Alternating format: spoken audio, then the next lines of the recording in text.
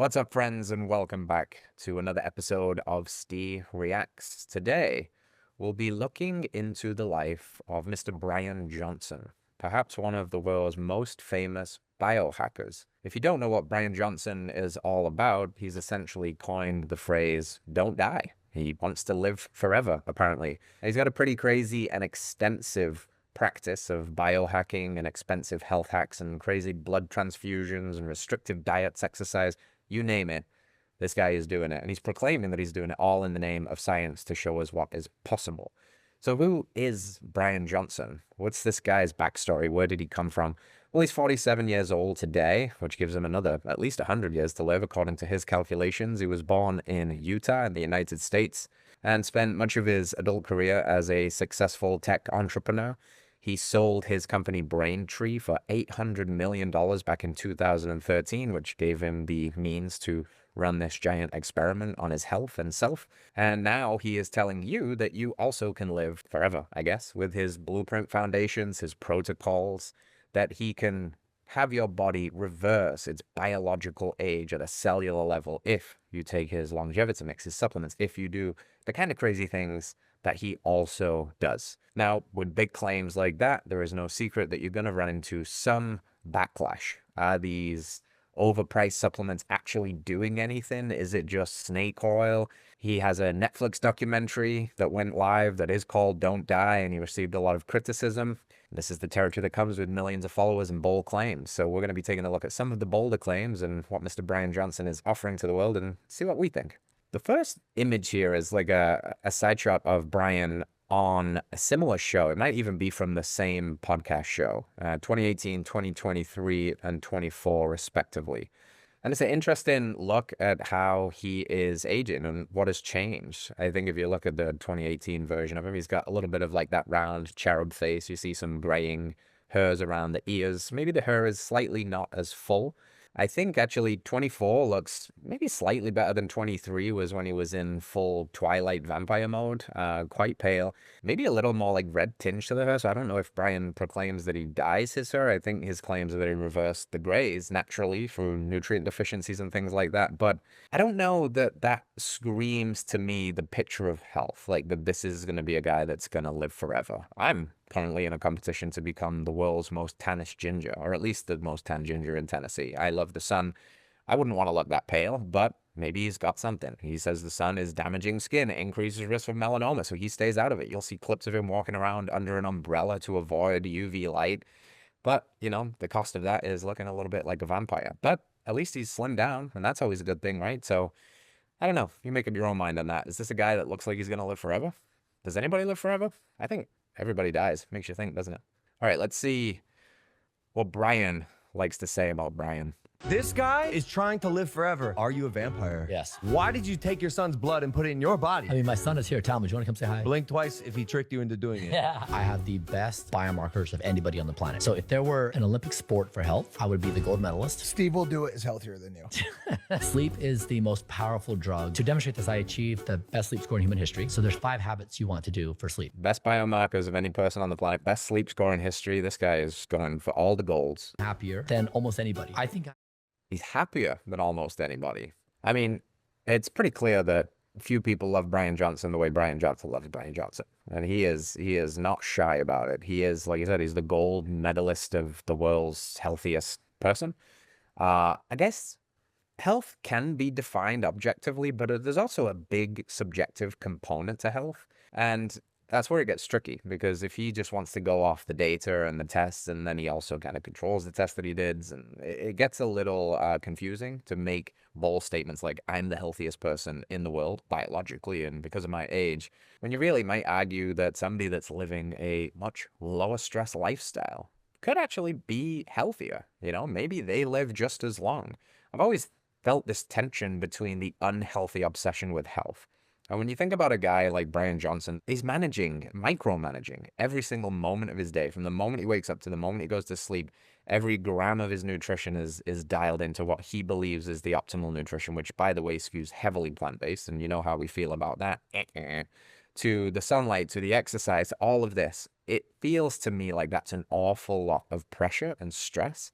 And I don't think that stress is the antidote to his point being he's the happiest and most fulfilled, or one of the most fulfilled people on the planet. It seems like you're searching for something. You're not just content with being. And that to me would be something like happiness, like peace at rest, not this need to control and stave off the very natural process of dying that is coming for all of us.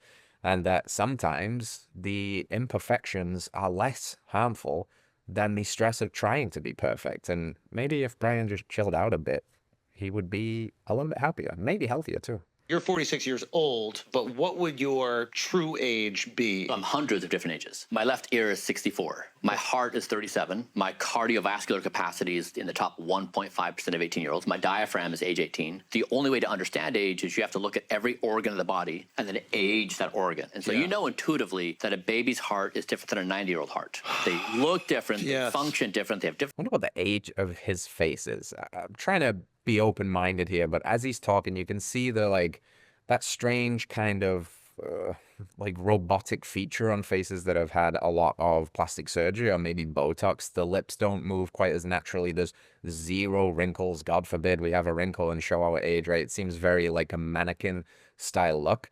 I wonder if, Botox and plastic surgery ages your face much, chronologically, biologically, of course, not appearances, because he claims to look half of his age.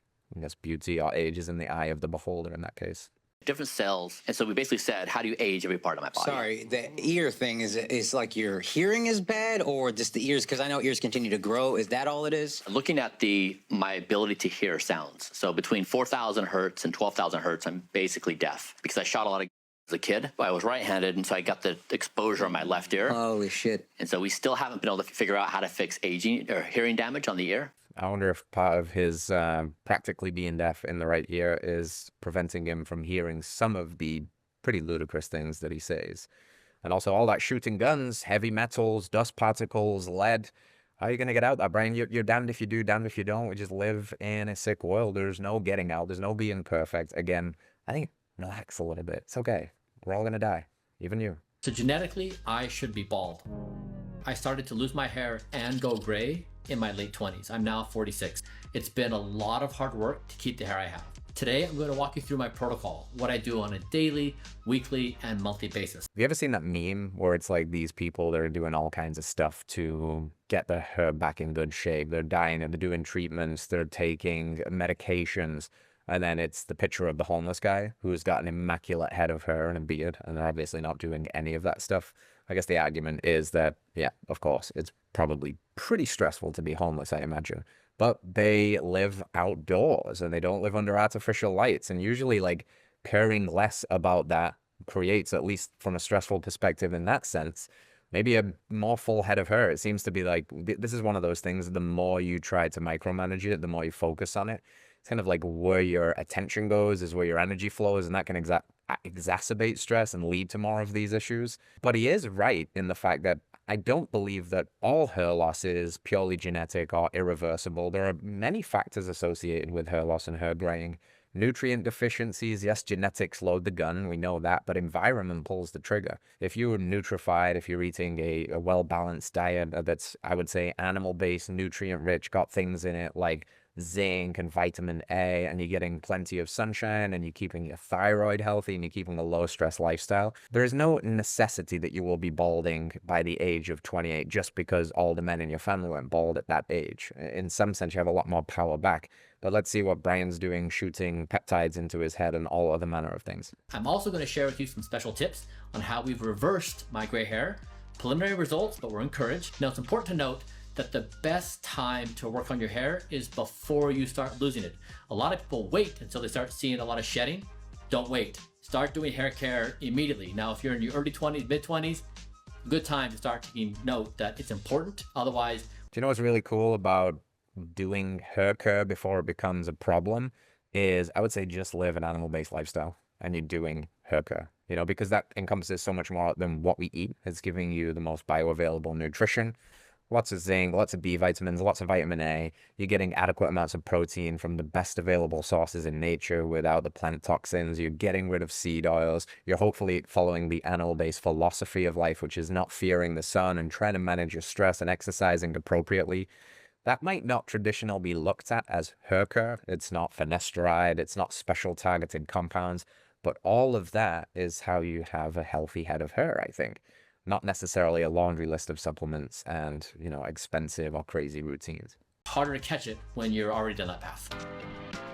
First thing I do in the morning every day is I wear this red light therapy. Number one, red light therapy. I'm a fan. I'm with you on that one, Bryan. Red light is really interesting. Specifically targeted wavelengths of light that basically cause the mitochondrial cells at the localized area that you're shining the red light to do their job better, because it can increase localized energy production, and cells do different jobs. So if they have more energy, they can do the jobs that they were designed to do.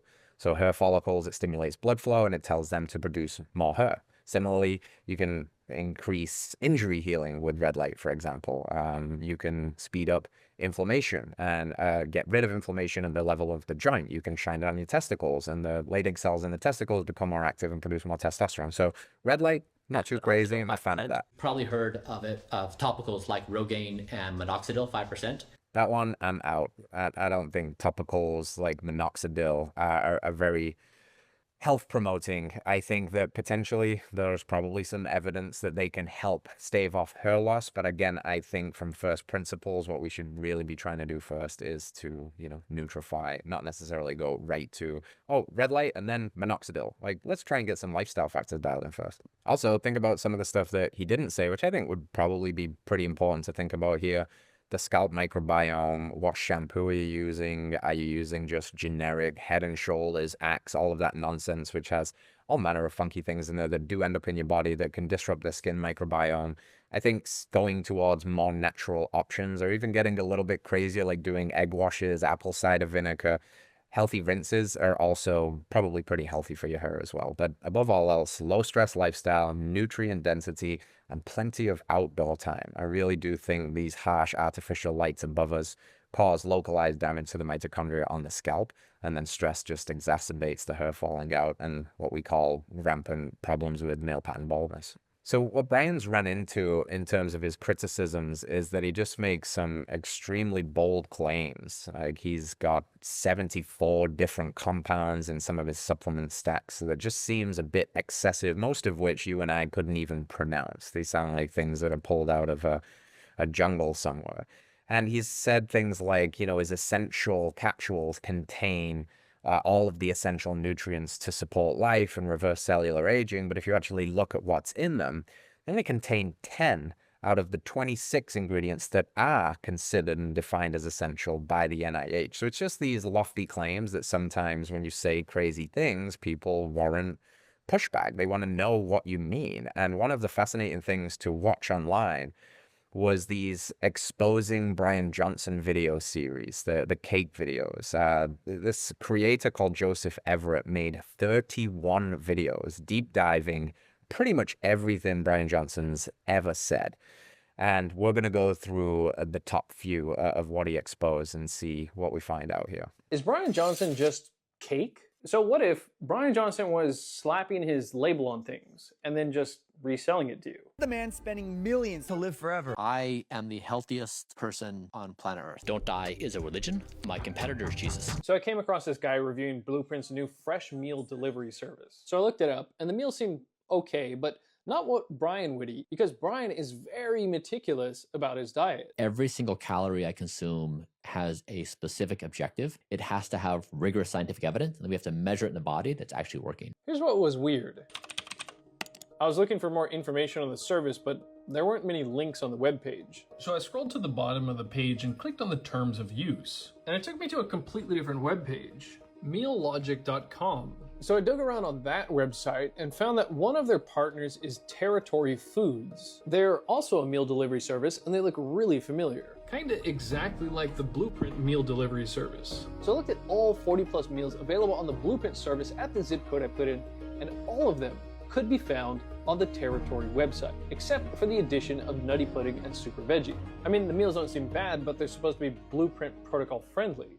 And I thought in Blueprint, every calorie had to fight for its life. Every calorie has had to fight for its life. Every calorie has to fight for its life. Every single calorie, every calorie, every calorie, every single calorie, every calorie I eat, every calorie has to fight for its life. So they just happen to find a service making the perfect blueprint meals? That we test our stuff. People buy our stuff because it's tested. You buy food, we have no idea what we're getting. Food is guilty until proven innocent. It's like you pull up to a restaurant and you want them to post the lab results of their food. Okay, so where are the lab reports for these foods? I know that food is guilty until otherwise proven innocent. Guilty meaning it has toxins, and innocent meaning it has. Brian's doing that thing that sounds really good, where he just like says evocative, emotive things that make you go like, wow, that's really powerful. This guy must be really smart. It creates like a superiority complex that you just then deem that he must know what he's doing. He repeats this on all of the biggest podcasts in the world. Every calorie must fight for its life to end up in my meal plans. When half of the time he's saying it, he looks like he's fighting for his life. This is a little bit of charlatanism going on here. That's the classic playbook, right? It's like make yourself have the secret, and in many instances, like sell the problem and then sell the cure. Well, the obvious problem here is that you're gonna die, and he's saying you don't have to die. Like my religion is not dying, and my enemy is Jesus. What does that even mean? Like, does this guy actually believe he's not gonna die? And are people actually eating this up, believing that if they do it, they're not gonna die? Obviously not, but what do they think they're realistically adding to their life here? 10, 20, 30, 40, 50 years? Meanwhile, the transparency is not there. You're looking for this stuff and you can't actually find the reason or the rationale other than, trust me, bro. Johnson real, or is he just cake? India is better off addressing poor air quality than solving cancer. Brian's totally right. Air pollution is bad. So then why did he invite 1,000 people to Los Angeles when it was on fire? Spending millions to live forever. I am the healthiest person on planet Earth. In the first week of last December, Brian went to India for a podcast with billionaire Nikhil Kamath. Is it okay if I put a mask on? It burns my lungs. These level of pollutants, it really does wreak havoc on the body. So my team's telling me you want to like... Cool. Thanks. Brian had to leave. Yes, I did leave this podcast in the middle, and it became the most talked about topic in all of India. The air quality is so bad. Then, on February 11th, Brian released this video. Can you imagine being that high maintenance? Can you really imagine that you've flown halfway across the world to sit on a podcast, to wear a mask that, you know how we feel about masks, to then have to walk out because the air quality was that bad?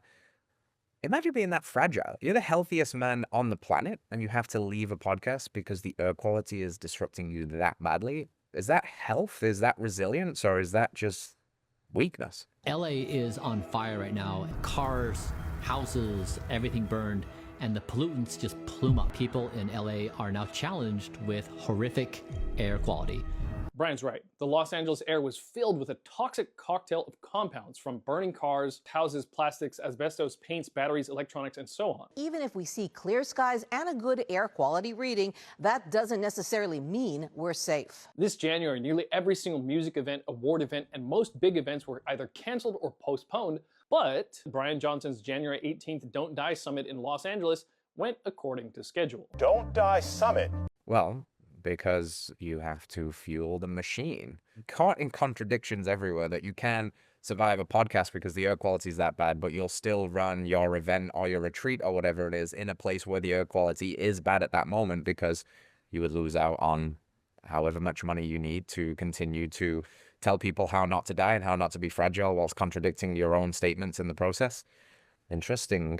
Bryan Johnson he's just cake. Bryan Johnson. The man spending millions to live forever. I am the healthiest person on planet Earth. Don't die is a religion. My competitor is Jesus. The Bryan Johnson story is very compelling until you start to investigate what's actually inside. For example, if you go over to Bryan's YouTube, you mostly see positive comments like this one. I don't get why this dude gets any hate at all. He's literally living his life as an experiment so that we can live a longer, healthier life. Pretty admirable. Shrug emoji.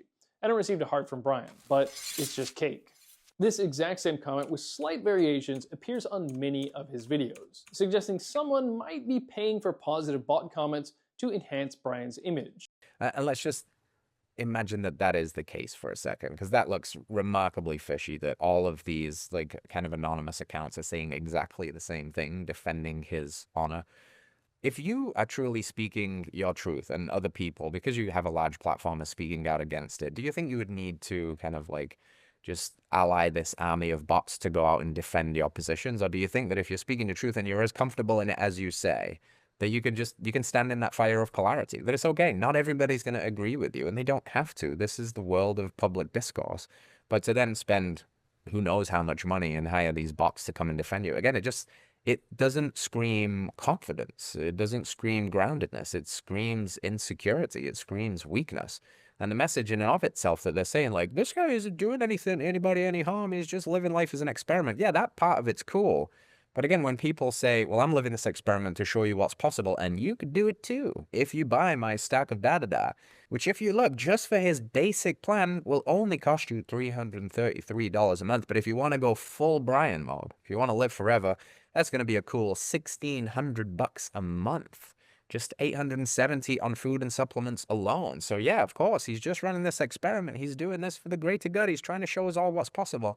Yeah, well, he's also trying to make a boatload of cash in the process. But let's take a look at some of Bryan's health achievements, because they're also not what they appear to be. Look at a concrete example that Dr. Andrew Steele pulled up. So Bryan made this post on his website proving that the Blueprint protocol reversed his age. He was saying he reversed his skin age by 12 years, his white blood cell age by 21 years, and so on. The biggest one was a 26-year drop in NAD levels. His NAD levels went from the levels associated with a 42-year-old down to those of a 16-year-old. Except to increase your NAD, you just take a supplement. This would be like saying I took a zinc supplement and so now my zinc levels are 26 years younger. Dr. Steele also pointed out how his other health achievements don't really make sense. Let's take a look at his latest results. Next, liver health.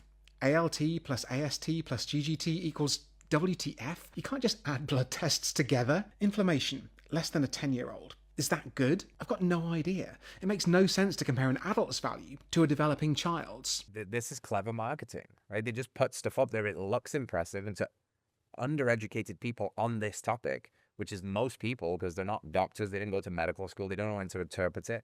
And when you have a public figure that's got a large audience, that's got a nice looking website that's saying all this fancy thing, and he's like, see, our results prove that da-da-da-da-da-da equals da-da-da. They're just like, oh, that's cool. I'll do that too.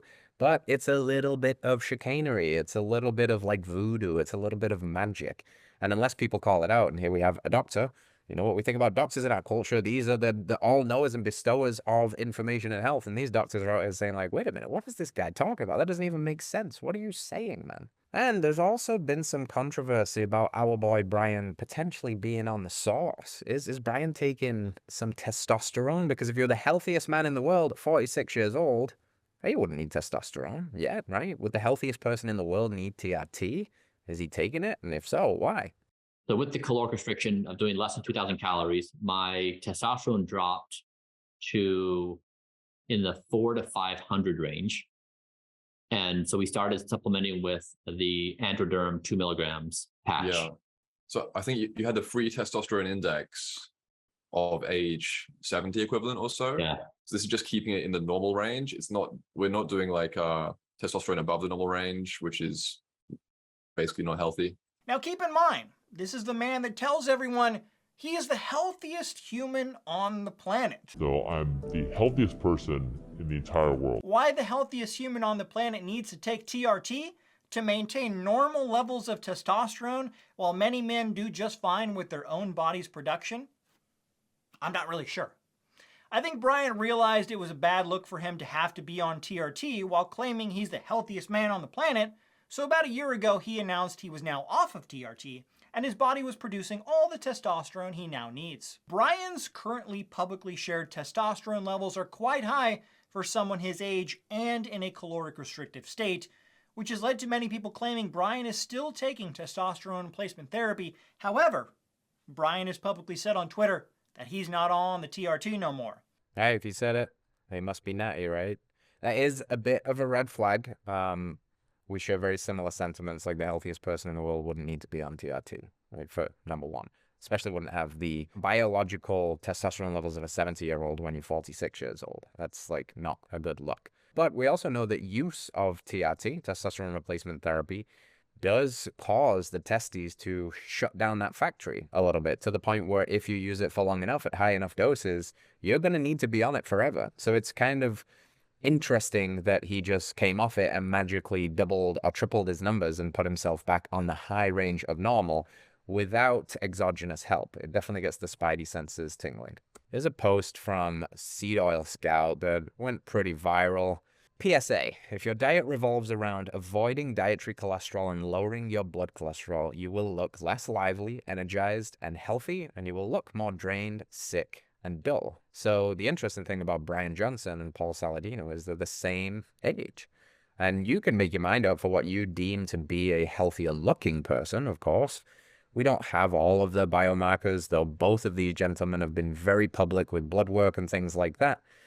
But if you had to pick your fighter, for want of a better term, who would you want to be? Would you want to be the Bryan Johnson, avoiding the sun, micromanaging and everything, tracking his sleep, measuring his nighttime erections, all of that craziness? Or would you want to be more like a Paul Saladino figure, more muscle mass, definitely a better tan, and it gets out in the sun, surfs every day, eats a lot of red meat, organs, drinks raw dairy, a lot of things that Bryan Johnson wouldn't do because these would kill you and clog your arteries with all of that cholesterol.